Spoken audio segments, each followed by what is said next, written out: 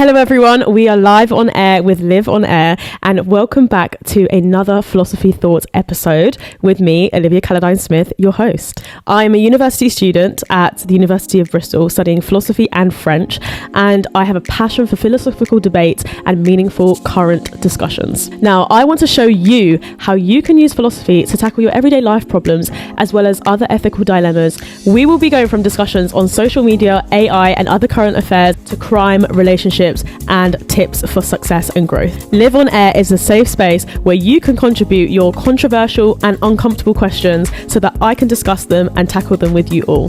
And for the students out there, you will also be gaining exclusive tips and advice to academic success. I cannot wait to discuss with you all in this judgment-free zone. You can expect to start thinking like a true philosopher. You're watching LivOnAir.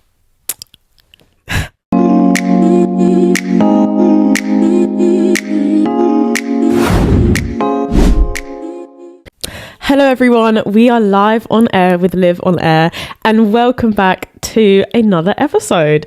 Today is going to be a very interesting discussion, a very current discussion as promised.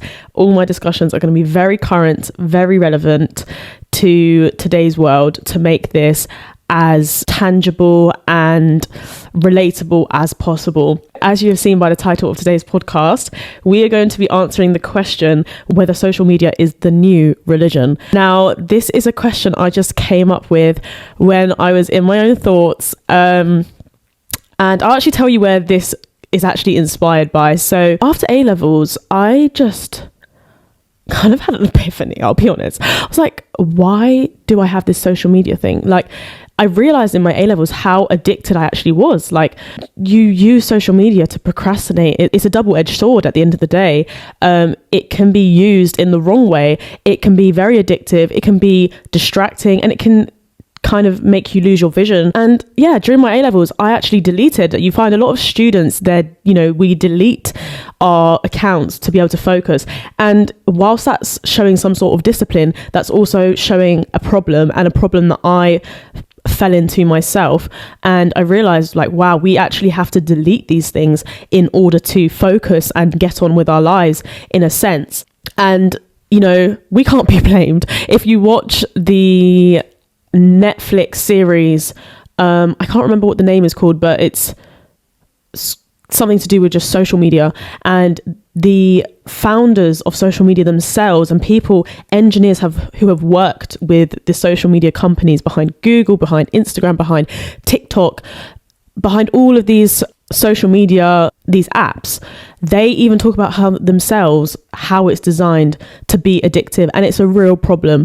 And this is not me coming on to write and say that we shouldn't have social media and it needs to be eradicated from today's society, because let's be real, that is not going to happen. And it can be used really well. So for me, like I say, I was during my A-levels, I did delete it, and I found some benefits from that, but also accepting that social media is something that is in today's society. I wanted to be on it and share things that help me grow and help others grow, and just use it to fulfill my purpose, which is one of the reasons I'm here doing this podcast, because I want to share things with the world that are inspirational, that are knowledgeable, that power my purpose. But the problem is, although I've noticed this myself, I still recognize that there is problems on social media. And whilst it's a good tool, like I say, it's something that we haven't really navigated properly as a society. And so today I just want to talk about the ways in which I think social media is becoming a new religion, and whether I think that's a good thing, and how I think we can navigate social media better.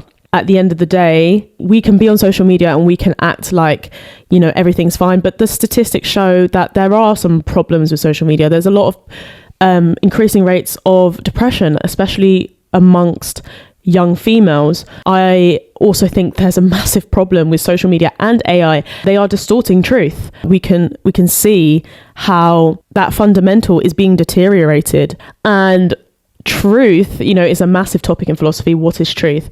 And we want to question what is really true, what is true reality.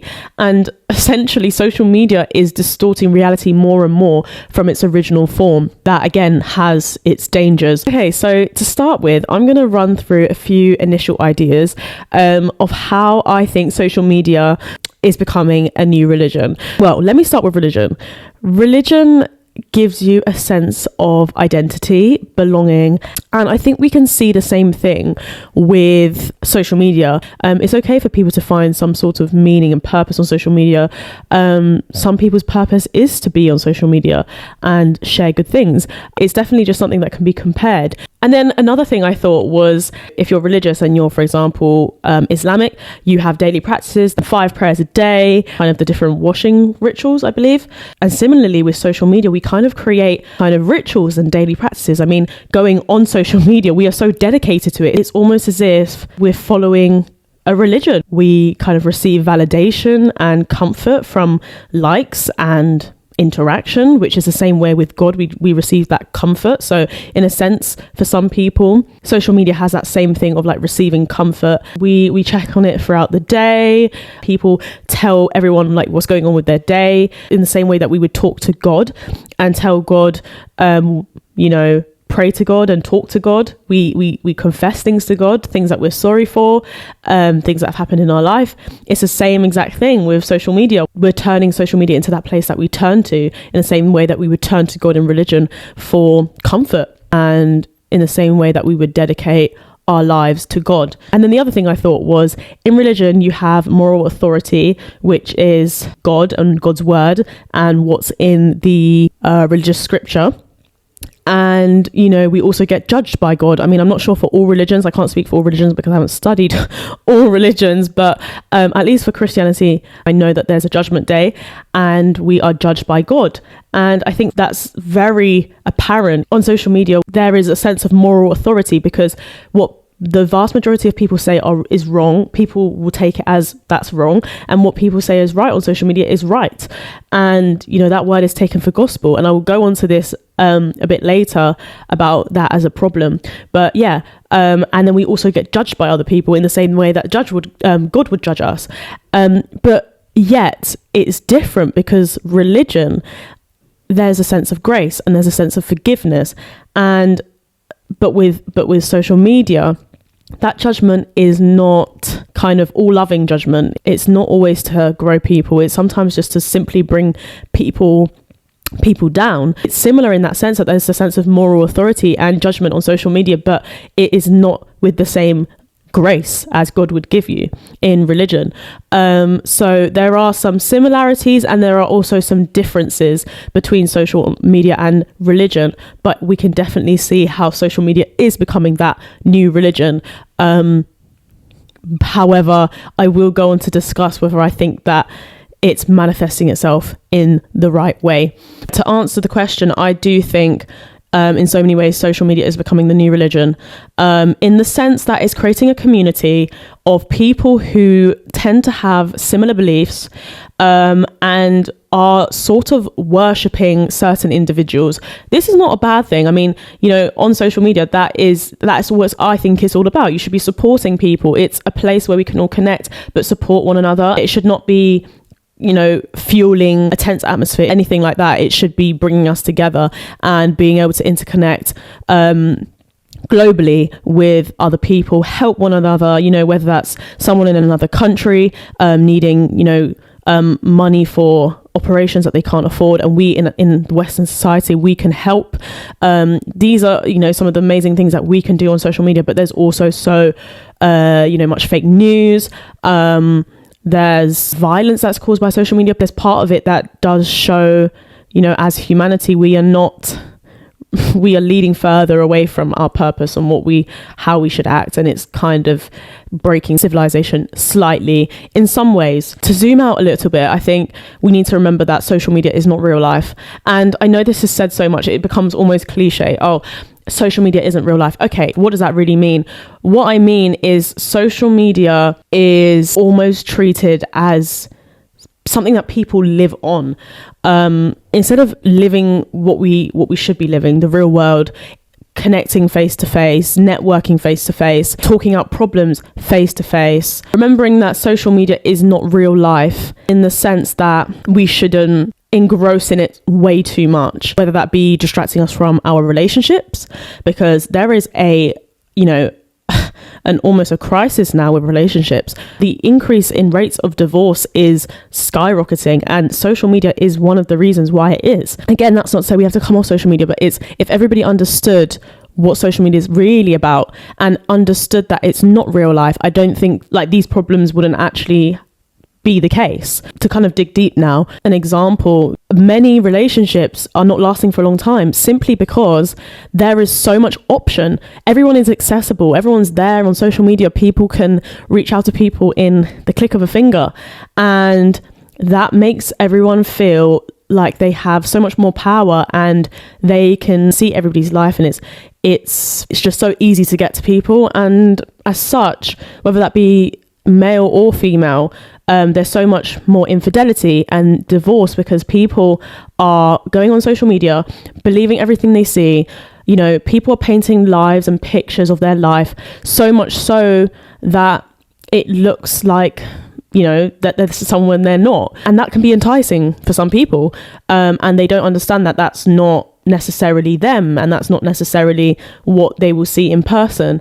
But nevertheless, it still attracts people. That's why we have relationships that are just not really lasting, because people are not really appreciating their interactions face to face. I think if we understand that social media isn't real life and that not everything you see is how it is, that will help people to appreciate what they have in real life, whether that be a relationship or whether that be yourself, appreciating yourself, because you can't sit there and compare yourself to things that is not necessarily true. Not every picture you see is real. And like I say, young females today feel like they need to change themselves. We don't want girls as young as 10 years old, 11 years old, who should be focusing on different things in their life, quite frankly. And instead, we don't want them looking up to figures online as if they are figures to worship. We're treating some influencers as saints and prophets, like that of a god in religion. And it's becoming so much so to the point where people are idolizing things that are not real and trying to... It's good to support people and aspire to be like people, but when it gets to the point where you're trying to replicate those people, replicate their life, it's kind of an unrealistic benchmark. That's where it kind of gets, it becomes a problem, because we cannot try to replicate other people's lives on social media because we only see certain parts of their lives. So trying to replicate it is problematic. It doesn't make sense. So what you're supposed to do, in my opinion, is take the good things, take inspiration, take certain values, but don't dig so deep. Don't look at someone on social media and literally look at yourself in the mirror and turn around and say, I don't like how I look, I want to look like them, and then just try and like be that person and just completely change yourself. That's really negative, because if you just keep looking at social media and then look at yourself and you feel like you're not doing enough because people are doing this and this and this on social media. Everyone has life problems. No one's perfect. No one on social media is to the perfection of God. So just remembering that you can't reach that level of so-called perfection that doesn't actually exist. So I did touch on it previously about the first way in which I think social media is becoming the new religion. Again, this is not a bad thing that we're moving away from religion or if we're moving towards religion. But I'm just going to make the point that the link between religion and social media, and that's that people on social media, influencers, are becoming like gods. They are becoming like prophets and saints, in the sense that we worship them, we idolize them in the same way that we'd worship a god. There's a difference between supporting someone, aspiring to be like someone, and being motivated by someone, and then almost treating them like your whole life. Like God, if you're religious in Christian teaching, God is your savior and God is put on the ultimate pedestal. God is out of this world. And ironically, social media is out of this world. It's digital, it's technology, it's not real. It's not real life. It's not reality. And we are treating people, like, even though it's people from real life, we are treating the actual social media and what people are putting out in the content as absolute truth. Real life. That's how we're treating it. And we are putting people on pedestals so much so that we even devalue ourselves. And that's where it gets really kind of not sinister, but it gets quite bad for a lot of young individuals and so many other age groups, but especially young individuals. And I think that's so dangerous. Also, you know, if you think of a prophet like one of Moses, you know, telling the 10 commandments to all the people, that word is supposed to be taken for gospel. God's word is supposed to be taken for gospel, and you are supposed to follow that, you know, rigidly. And yet you see the same thing with social media. You have social media influencers who say things and do things, and people are taking their lies for gospel. You know, like everything they say, they have to believe. And, you know, if they say do this, they do that. You know, it's like when you go on social media and you see people using certain skincare products and you're like, oh, they're using that skincare product, let me use it too. I have to use it because they're using it.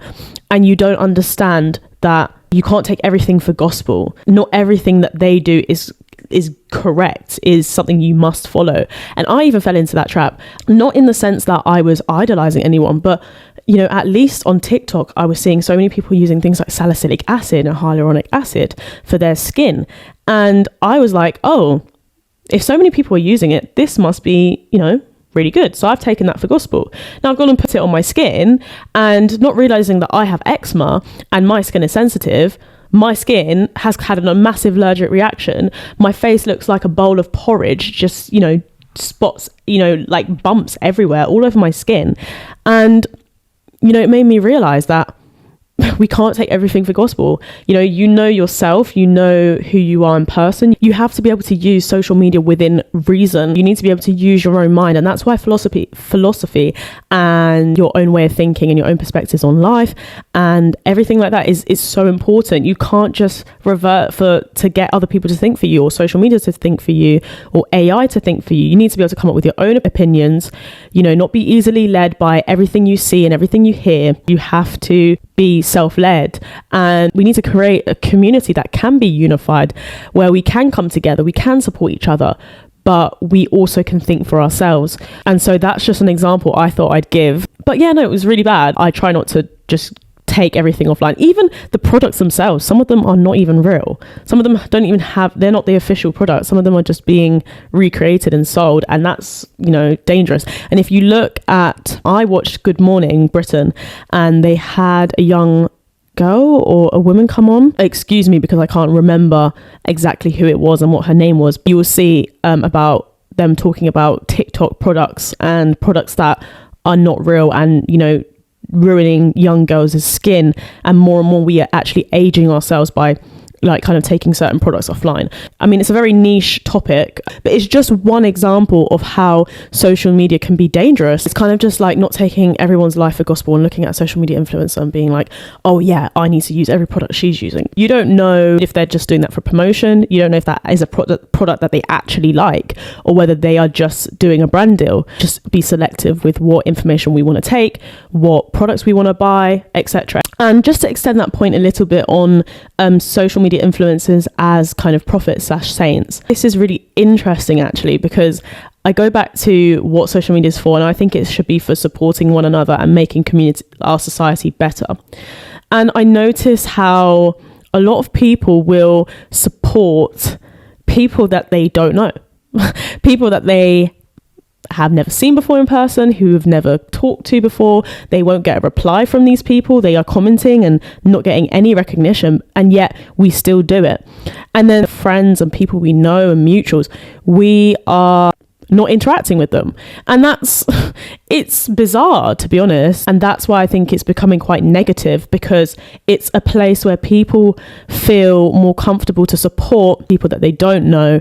And then when it comes to people that they do know, they refrain from interacting with them online. That kind of just shows me, in the same way that you don't know God, we know if you're religious, you will believe that you know God, but you don't know God in the same way that you know a person. You haven't encountered God face to face. You haven't seen God. You can't hear God speak to you in the same way that I go and speak to my mum now. The entity of God is somewhat unknown. And, it's the same kind of thing with social media. There's people on there that we could believe everything we see, but who knows? That might be a whole AI created account. AI can make fake people now. So what if that person, I've seen it on social media. I've seen accounts where they make an AI person and get them to go on a treadmill and get them to go in a car, and it looks like a real person. So people could actually create fake people, and we could actually believe and think, oh wow, that person's beautiful, they've got an amazing life, but it's literally an AI generated account. Like how crazy is that? And so we are basically supporting and idolizing figures that we don't even know are true, or that we can't actually touch, or is in somewhat distant to us. And then the people that we do know kind of just goes over our head. So it does show that social media is becoming a new religion, in the sense that it's becoming the platform for people to come together to worship certain individuals that they don't know, that they don't fully understand, that's kind of beyond their understanding, in the same way that you would with God. And in a more metaphysical sense, I suppose with God, we have a sense of God. That's how people tend to talk about God. Like, we can sense God. And it's the same thing with like social media. You can sense the kind of aura of a person, how their presence would be, just by looking at the page. You get a kind of aesthetic, you kind of get a touch of like what their kind of aesthetic is. And it's the same thing with God. You get a sense of God just by being able to know certain characteristics. We know that God is loving, we know that God is omniscient, we know that God is omnibenevolent. Well, that is all loving, all powerful, omnipotent. We know all of these things about God, so we get a sense of God in the same way that we get little snippets of people's lives, and then we get a sense of that person. And so I think, it most definitely, social media is definitely becoming a new religion in that sense. On a simple level, we can clearly see how social media is a new religion. I mean, if we think about the definition of religion, a rough definition of religion would probably be a community of people holding similar or the same beliefs, and tend to worship a figure higher than themselves, right? And similarly with social media, we have the same kind of thing. We have a community of people who tend to have the same or similar beliefs. Why? Because everything that's put on social media, people just tend to believe it. That's why when you see TikToks, people put like fake news or like fake pranks where it's like they act like they had an argument between their hairdresser and the client, and people come on and they're like all giving their opinions in the comments, and everyone's like, yeah, I agree, la la la la la, and everyone's like believing it. And it's like, it's just fake news. And that just shows social media is a group of people that tend to hold on to the same beliefs, whatever they see, and then they run with it, and they all believe it. And that's, again, with religion, it's just a community of people with the same beliefs. Not to say that religion has beliefs that are not true and things like that, but just in the sense that it's a community of people with the same beliefs, that's what I mean. Social media is a double-edged sword. Like I said, social media can be used to motivate others, support one another, be a community. It's such a good place to be compassionate towards other people, but also social media, it's a place where people can put their opinions without necessarily facing any harsh consequences for what they say. I mean, some of the things that people say, because there's such a large population of people who are just saying the same thing and making the same jokes that they think are trivial but can affect people and in so many different ways. And it's happening so much, it's becoming so normalized. And then you have, just like I mentioned at the beginning, people comparing their lives to to other people's lives on social media and using that as a benchmark for their own reality. And it's incredibly idealistic and unrealistic in so many ways. We do have to focus on our own potentials, like I said in the first episode. So what you see in social media is not necessarily something that you need to replicate, but rather just be selective and take from. To conclude, I think if we look at religion and we accept that there are so many good things we can take away from religion. We can do the same thing with social media, and we need to make sure that that's how we navigate social media. So to wrap this up, I would say there are so many different ways in which social media is kind of reflecting forms of religion. But to make myself clear, even though social media is becoming the new religion, I don't think, and the fact that it's manifesting itself in the wrong way on social media, so it's negative, I don't think that makes religion negative. I just think that they should not even merge in the first place. Not like you can't share your religious beliefs on social media. What I mean is the identity of social media and the identity of religion should be kept separate, because the way we treat religion, if that's then put into social media, it doesn't fit. So when we try to do things like worship people on social media, and we try to take everything you see on there for gospel in the same way that we would with God, and we try to follow everything that everybody else does in the same way that we follow rigidly what we are told in religion, we can't do the same thing. And I think the main takeaway from this is find your purpose with social media. Understand that it's not real life. Don't take everything you see on there for gospel. It's okay to be on it, but don't get so overly engrossed to the point where you are bringing yourself down. You don't have to be the person to motivate. You don't have to be the person to share good things, but you can receive the good things and interact with the good things. I mean, there's an algorithm for a reason. So just interact with the right stuff and you will receive good things on social media, because there's so many people sharing so much good things on social media, so you can get access to that if you interact with it. So yeah, I think I have covered everything I want to cover for today. Thank you guys so much for listening, and I hope you have taken away a new perspective on social media from this conversation. And if there's anyone struggling with the things that I mentioned, then you can really start to reflect on how you're using social media and really kind of understand that social media isn't real life. That is Olivia Caroline Smith, your host. Goodbye.